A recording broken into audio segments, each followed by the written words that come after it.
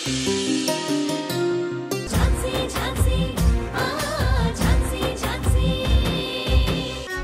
ఇంట్లో ఇప్పుడున్న పరిస్థితుల్ని ఫేస్ చేయడమే చాలా కష్టంగా ఉంది.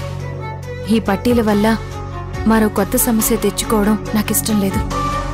మీరు ఎంతో ప్రేమగా ఇచ్చిన పట్టీల్ని కాదంటున్నందుకు మీరేం అనుకోకండి మేడం.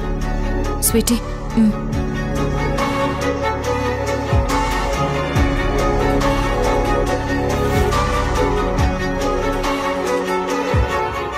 కాలు పైకి పెట్టు.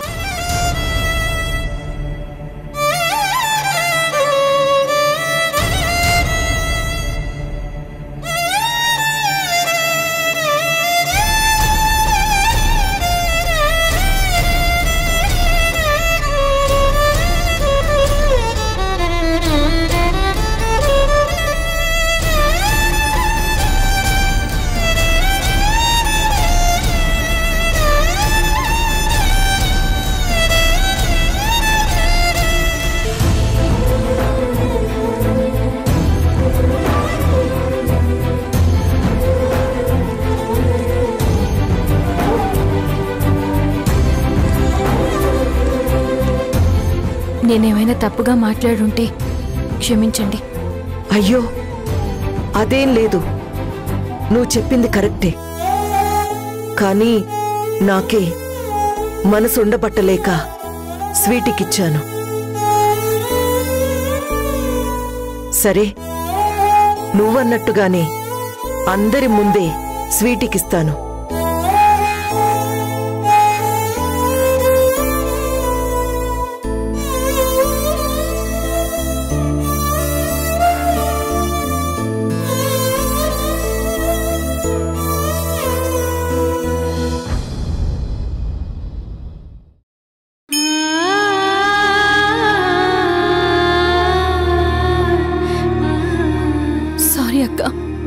సారీ బావా. మీ అమ్మగారు స్వీటీకి ఎంతో ప్రేమతో పట్టీలు ఇచ్చారు. కానీ ఇంట్లో పరిస్థితుల వల్ల తిరిగి ఇచ్చేశాను. తాను బాధపడతారని తెలుసు, కానీ తప్పలేదు బావా. నేనేదైనా పొరపాటు చేస్తే నన్ను క్షమించండి.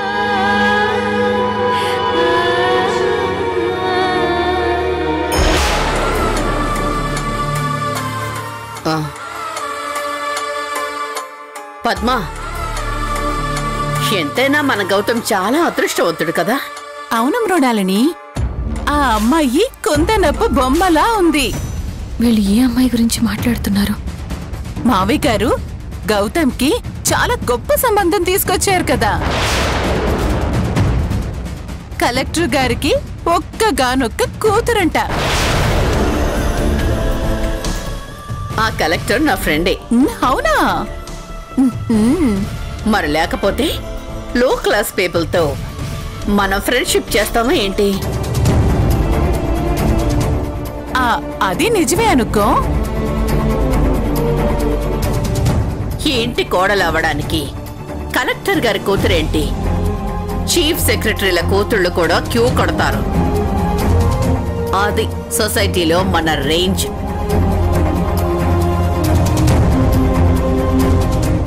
మా నాన్న సంబంధం చూసారంటే మన స్థాయికి తగ్గట్టే చూస్తారు.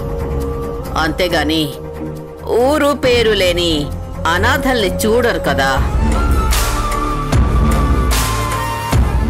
కానీ మావయ్య ఆ అమ్మాయి ఫోటో గౌతమ్కి చూపించినప్పుడు పెళ్లికి ఒప్పుకోడనుకున్నాను. నేను కూడా అలాగే అనుకున్నాను. ఎప్పుడైతే మా నాన్న చూసిన అమ్మాయినే పెళ్లి చేసుకుంటానని గౌతమ్ ప్రామిస్ చేశాడో అప్పుడు నమ్మకం కలిగింది.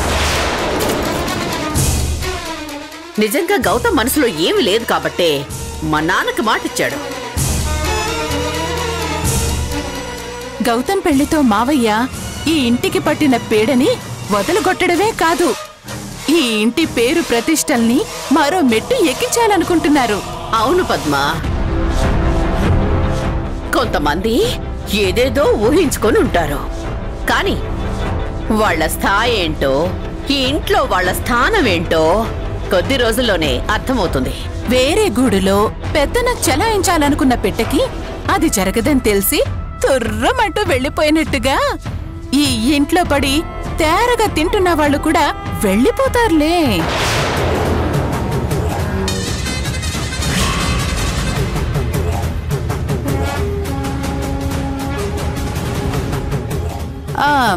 ఇక్కడెవరూ హర్ట్ అవ్వాల్సిన పని లేదు. మేము వాళ్ళ గురించి మాట్లాడుకోవడం లేదు, అర్థమైందా?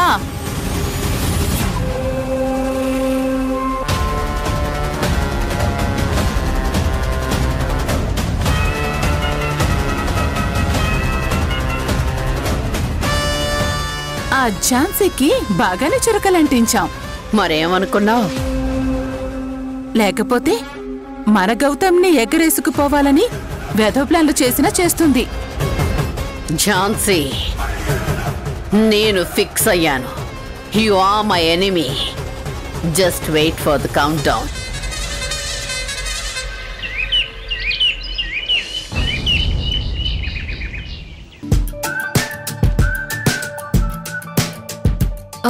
హోంవర్క్ అంతా కంప్లీట్ చేశారు కదా?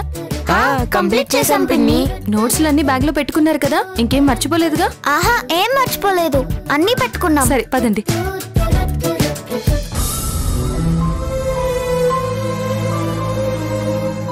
Bye bye bye bye bye. Bye నాన్న. బాయ్. సరే పదండి, బస్ వచ్చింది.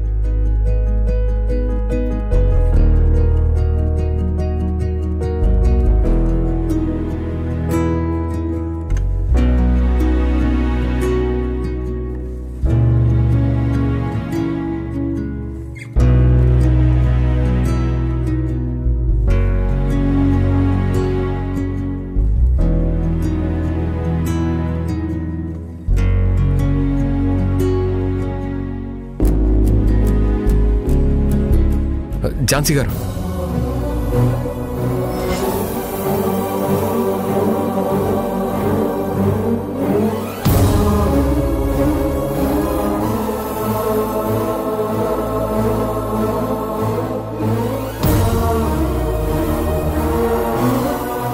మావయ్య గారు గౌతమ్కి చాలా గొప్ప సంబంధం తీసుకొచ్చారు కదా.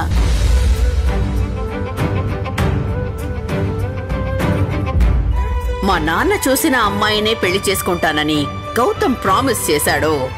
అప్పుడు నమ్మకం కలిగింది. స్వీటీకి డోనర్ దొరికినందుకు నాకు చాలా సంతోషంగా ఉందండి. మనం ఖచ్చితంగా ఎలాగైనా స్వీటీకి ట్రీట్మెంట్ చేయిద్దాం. ఇన్నాళ్ళు తన పడ్డ బాధకు పర్మనెంట్ సొల్యూషన్ దొరికినట్టే. అవునండి, నాకు కూడా చాలా హ్యాపీగా ఉంది. స్వీటీతో పాటు మీకు కూడా పర్మనెంట్ సొల్యూషన్ దొరికిందంట కదా? ఏంటి? ఏమీ తెలీదు అన్నట్టు భలే అడుగుతున్నారే. నిజంగానే మీరేమంటున్నారో నాకు అర్థం కావట్లేదండి. అదేనండి, మీ తాతయ్య మీకు పెళ్లి సంబంధం తీసుకొచ్చారు కదా. తను కలెక్టర్ గారు అమ్మాయి అంట కదా. ఆ అమ్మాయి చాలా బాగుందని, మీ తాహతకు సరిపోయిందని చెప్పుకుంటుంటే విన్నాను. మీ మనసు మార్చుకుంటారని తెలుసు కానీ మరీ ఇంత త్వరగా మార్చుకుంటారని తెలీదు. పైగా మీ తాతయ్య చెప్పిన అమ్మాయినే పెళ్లి చేసుకుంటారని ప్రామిస్ కూడా చేశారంట కదా? అవును, ప్రామిస్ చేశాను. కానీ ఎనీవే, కంగ్రాచులేషన్స్. అది కాదండి, నేను చెప్పేది ఒకసారి వినండి. ఇంకా మీరు చెప్పేదేం లేదు, నేను వినేదేం లేదు. ప్లీజ్ ఝాన్సీ గారు, నా సిచ్యువేషన్ అర్థం చేసుకోండి. చాలా బాగా అర్థం చేసుకున్నానండి. మీరు తీసుకున్న నిర్ణయం కరెక్ట్. నేను, మీ తాతయ్య, మీ ఫ్యామిలీ అందరూ కోరుకునేది ఒక్కటే, మీరు బాగుండాలి అని. మీరు బాగుండాలంటే మీ స్టేటస్కి తగిన అమ్మాయినే పెళ్లి చేసుకోవాలి. అంతేకాని దిక్కుమొక్కు లేని వాళ్ళని చేసుకోకూడదు. నేను మా తాతయ్యకి మాటిచ్చానని మీరెందుకు కోపంగా రియాక్ట్ అవుతున్నారు? అయ్యో రామా, నాకెందుకండి కోపం? మీ లైఫ్, మీకు కాబోయే వైఫ్ మీ ఇష్టం. అయినా చెప్తున్నాను కదా, మీరు వేరే అమ్మాయిని పెళ్లి చేసుకుంటే అందరికంటే ఎక్కువ సంతోషపడేది నేనే. ఎంత ఉల్లాసంగా ఉంటుందో ఎంత ఉత్సాహంగా ఉంటుందో. ఎలాగో నిర్ణయం తీసేసుకున్నారు కదా, ఇంకా ఏవేవో ఆలోచించి మీ బుర్ర పాడు చేసుకోకండి. ఎందుకంటే మీరు కలెక్టర్ గారికి కాబోయే అల్లుడు గారు. ఇప్పుడు ఈ ఇంటి కీర్తి ప్రతిష్టలతో పాటు ఆ ఇంటి కిరీటం కూడా మీరే మొయ్యాలి. అసలే అందరూ మీ మీద గంపెడు ఆశలు పెట్టుకుని ఉన్నారు. అర్థమైందా? వస్తాను.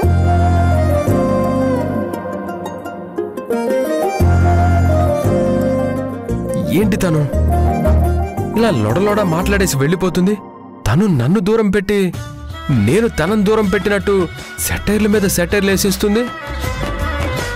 ఏంటో ఈ అమ్మాయిలు 7 సముద్రాలైనా దాటచ్చేవో గాని అమ్మాయిలకి నచ్చినట్లు ఉండాలంటే చాలా కష్టం.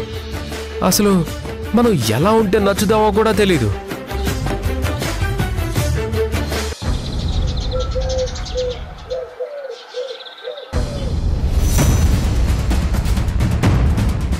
పైసలు ఆడబెట్టినావో చెప్పవే.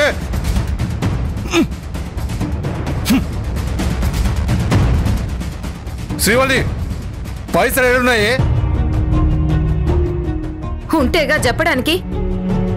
లేదే, నువ్వు ఏడనో దాచిపెడతావు. నీ కాడ పైసలు ఏమంటే ఎవడు నమ్ముతాడు?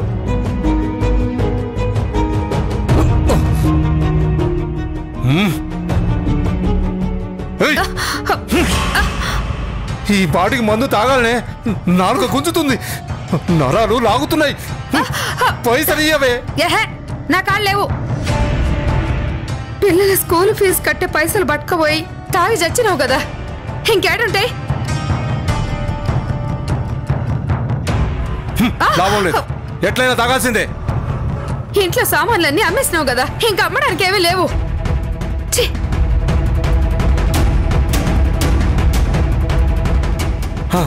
ఆ బుడ్డదుందిగా, ఈ బుడ్డదాన్ని అమ్మేసి తాగుతా. వద్దయ్యా, నీకు దండం పెడతాను. మళ్ళీ అంత పని చేయకు. అయితే పైసలు లేవని చెప్తున్నా కదా. గట్లయితే నీ బిడ్డను మర్చిపో. అయ్యా అయ్యా అయ్యా, వద్దయ్యా, నా బిడ్డను విడిచిపెట్టయ్యా. వద్దయ్యా, చెప్పేదేనయ్యా. లేయ్యా.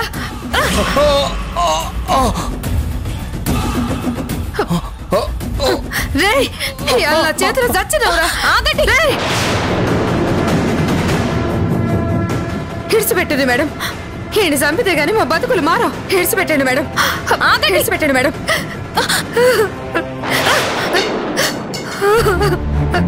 అసలు మీరేం చేస్తున్నారో మీకు అర్థం అవుతుందా? నన్నేం చేయమంటారు మేడం? హిడు తాగుడు కోసం నా బిడ్డ నమ్ముతానని చెప్పి ఎత్తుకుపోతుండు. అసలు నీకు బుద్ధుందా?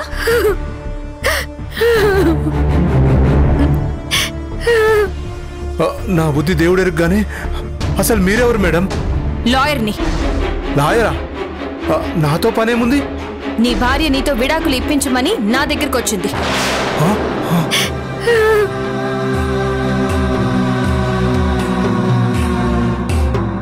ఏంది శ్రీవల్లి, నాకు విడాకులు ఇస్తావా? ఇస్తాను మేడం. నేను చెప్పినగా హీడు మారడు. నేనేం చేసినానే గట్లా అంటున్నావు? ఏయ్, చేసిందంతా చేసి మళ్ళీ అమాయకంగా అడుగుతున్నావేంటి? అసలు నీకు జీవితం అంటే ఏంటో తెలుసా? ఒక భార్య తన భర్తని గొప్పగా చూడాలనుకుంటుంది, తనతో కలిసి జీవితాంతం బతకాలనుకుంటుంది. అలాంటిది ఈరోజు నీ భార్య నిన్ను చంపడానికి సిద్ధపడింది అంటే నువ్వు తనని ఎంతగా హింసిస్తున్నావో నువ్వే అర్థం చేసుకో. ఏడికి సమస్య అయితే నా బతుకు గిట్లెందుకుంటది మేడం? తాగుడు కోసం నీ బిడ్డనే అమ్మడానికి సిద్ధపడ్డావంటే నువ్వెంత కసాయివాడవో తెలుస్తుంది. నేను ఒక్క క్షణం రావడం లేట్ అయితే నీ ప్రాణాలు పోయేవి. నిజమే మేడం, ఇది నన్ను చంపేసేది. లేకపోతే నా బిడ్డలు నమ్ముతుంటే నేను చూస్తుండాలా? మీరుండండి, నేను మాట్లాడుతున్నాను కదా. నువ్విప్పుడు చేసిన పనికి నిన్ను జైలుకి పంపించి జీవితాంతం చిప్పకుడు తినేలా చేయగలను. పోలీసులకి కాల్ చేయమంటావా? వద్దు మేడం, మీకు దండం పెడతాను మేడం. అయితే నేను చెప్పినట్టు వింటావా? చెప్పురు మేడం, వింటాను. నీకు నీ భార్య పిల్లలంటే ఇష్టం ఉందా లేదా? మస్తు ఇష్టం మేడం. మరి నీ భార్య చెప్పినట్టు తాగుడు మానేసి బుద్ధిగా పని చేసుకుంటూ ఉండొచ్చు కదా? నేను అట్లే అనుకుంటా, కానీ తాగకుండా ఉండలేకపోతున్నా మేడం. అలా అంటే ఎలా చెప్పు? ఒక్కసారి నీ పిల్లల్ని చూడు, ఎంత చక్కగా ఉన్నారో. వాళ్ళని చదివించి గొప్పోళ్లుగా చేయాల్సిన బాధ్యత నీదే కదా? నీ భార్యకి నీతో కలిసి ఉండడం అస్సలు ఇష్టం లేదు, కానీ నేనే నీతో మాట్లాడి చెప్తాను అన్నాను.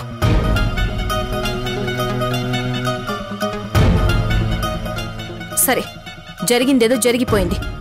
ఇక నుంచైనా తాగుడు మానేసి పని చేస్తూ నీ భార్య పిల్లల్ని బాగా చూసుకోవాలి.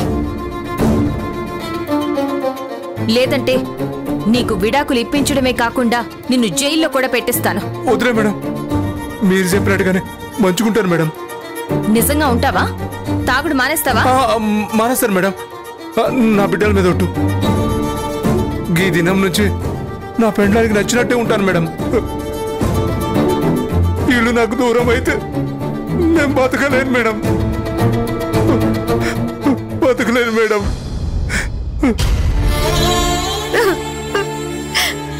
కూర్చోండి, ఏడవకండి. ఏంటండి ఇది? ఎందుకింత ఆవేశం? ఆవేశం కాదు మేడం, నా బిడ్డ ఏడ దూరం అవుతుందా అని భయం. తనని చంపితే ఏమవుతుందో తెలుసా? మీరు జైలుకు వెళ్తారు. అప్పుడు మీ పిల్లలు అనాథలవుతారు. అందుకే ఇంకెప్పుడు ఇలా చేయకండి. మీ భర్త తాగుడికి బానిసవ్వడం వల్ల తనిలా ప్రవర్తిస్తున్నాడు, కానీ మీరనుకునేంత చెడ్డవాడు కాదేమో అనిపిస్తుంది. అవును, తనతో తాగుడు మాన్పించి తిరిగి మనిషిని చెయ్యొచ్చు. అందుకు ఒక 4-5 సార్లు కౌన్సిలింగ్ ఇస్తే సరిపోతుంది. అండి, మనిషిని చేయడం ఎవరి తరము కాదు మేడం. తాగుడు కోసం కన్న బిడ్డని అమ్మేసిన నీచుడు మేడం వాడు. మేము ఆపాం కదా. నేను నేను నేను చెప్పేది ఈ బిడ్డ గురించి కాదు, నా మొదటి బిడ్డ గురించి.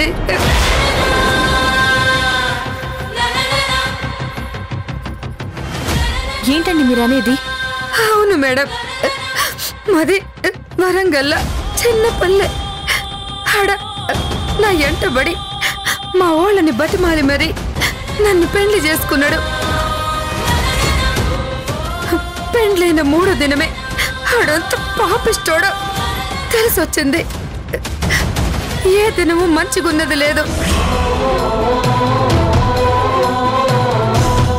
అప్పులు చేసి తప్పించుకుని తిరిగేటోడు. వాళ్ళు నా ఇంటి మీదకొచ్చి నా ప్రాణం తీసేటోళ్ళు.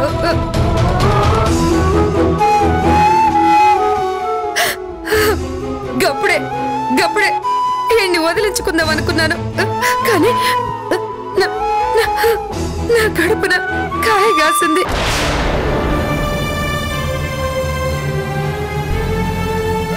ఎట్నో అట్లా బిడ్డను చూసుకుంటూ బతికేద్దామని 9 నెలలు మోసి దవాఖానాలో కాన్పు చేయించుకున్నాను. నాకు పుట్టిన ఆడబిడ్డని నాకు పుట్టిన ఆడబిడ్డని 10 ఏళ్లలో నుంచే ఎత్తుకుపోయిండా మొదలష్టపోడు.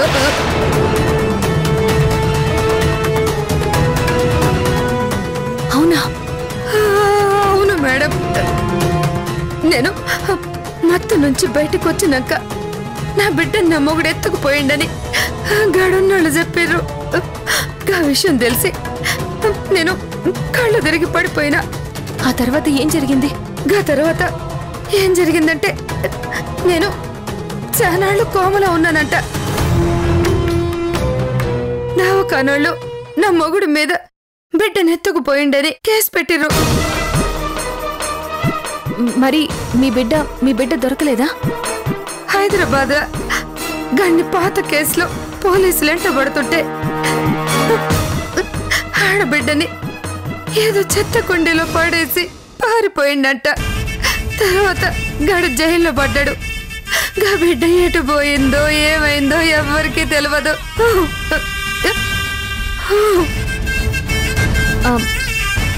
మరి మీ భర్త మళ్ళీ మీ దగ్గరికి ఎలా వచ్చాడు?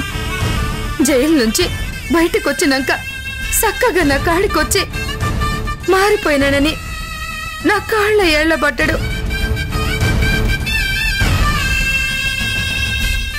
మా వాళ్ళు నచ్చ చెప్పి నన్ను కాపురానికి పంపిర్రు. కొన్ని దినాలకే ఇగో 2 పిల్లలు పుట్టిర్రు. మళ్ళీ గాడి రాక్షసత్వం బయటపడింది. అప్పటి నుంచి ఇప్పటి వరకు నరకం చూపిస్తుండు మేడం.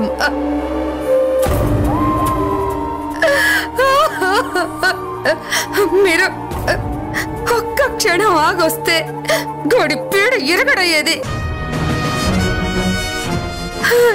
నా బిడ్డని కళ్ళరా కూడా చూసుకోలేదు. గది ఇప్పుడు ఏడుందో ఎట్లుందో అసలు ఉందో లేదో కూడా తెలియదు.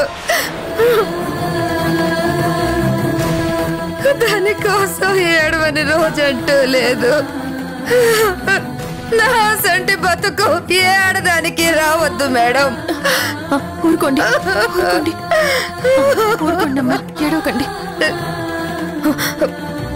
ఇప్పుడు చెప్పురి మేడం, గాడితో తెగదెంపులు చేసుకోకుండా కలిసి కాపురం చేయమంటారా? ఆడిపోద్ది మారదు మేడం. మీ బాధ నాకు అర్థం అవుతుంది, కానీ చట్ట ప్రకారం ఉరిశిక్ష వేసిన నేరస్తుడికైనా ఆఖరి అవకాశం ఇవ్వాలి. అలానే మనం తనకి ఒక అవకాశం ఇచ్చి చూద్దాం. ఒక మనిషి మంచిగా మారడానికైనా చెడ్డగా మారడానికైనా ఒక్క క్షణం పట్టదు. ఏమో, ఏదో ఒక ఇన్సిడెంట్ వల్ల తనలో మార్పు రావచ్చేమో. లేకపోతే మీరు అడిగినట్టుగానే మీ భర్తతో మీకు విడాకులు ఇప్పిస్తాను. ఈ ఒక్కసారికి నా మాట వినండి, సరేనా? అట్లనే మేడం. మీ భర్తని రేపు ఒకసారి ఆఫీస్కి తీసుకురండి. అట్లనే మేడం. రాణి, బ్యాగ్ ఇవ్వు.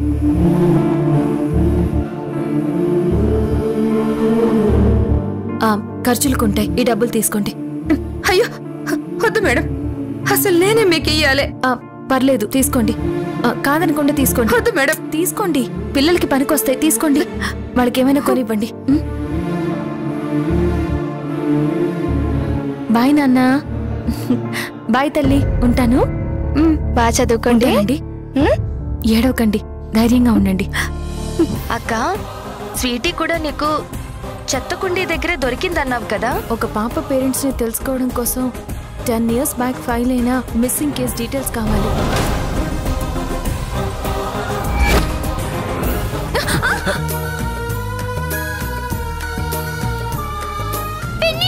నన్ను వదిలేసి వెళ్ళొద్దు పిన్ని.